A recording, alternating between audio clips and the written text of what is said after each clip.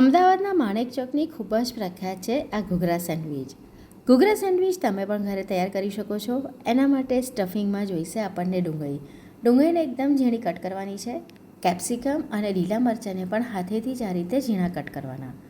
બાઉલની અંદર બધી જ વસ્તુઓને મિક્સ કરવાની છે અને સાથે એડ કરીશું ખૂબ સારા એવા પ્રમાણમાં કોથમીર એકદમ ઝીણી કટ કરેલી, થોડો ચાટ મસાલો અને મરી પાવડર, મીઠું નાખી દેવાનું છે. તમને ગમે તો ચીલી ફ્લેક્સ પણ એડ કરી શકાય છે.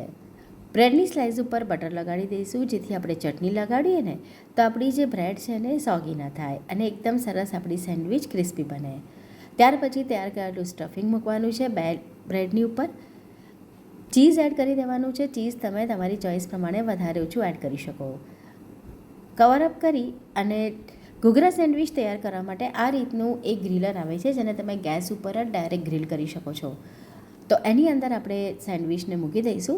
સાઈડની વધારાની બ્રેડ છે એને કાઢી લેવાની છે અને બંને સાઈડ સ્લો ફ્લેમ પર એને થવા દઈશું. આ રીતનો એકદમ સરસ કલર આવે ત્યાં સુધી. તમારે જો ડિટેલ રેસીપી જોવી હોય ચટણી સાથેની તો મારી ચેનલ કિચન ક્રાફ્ટમાં તમને જોવા મળી જશે. તો તૈયાર છે અમદાવાદની ખૂબ જ પ્રખ્યાત ઘૂઘરા સેન્ડવિચ.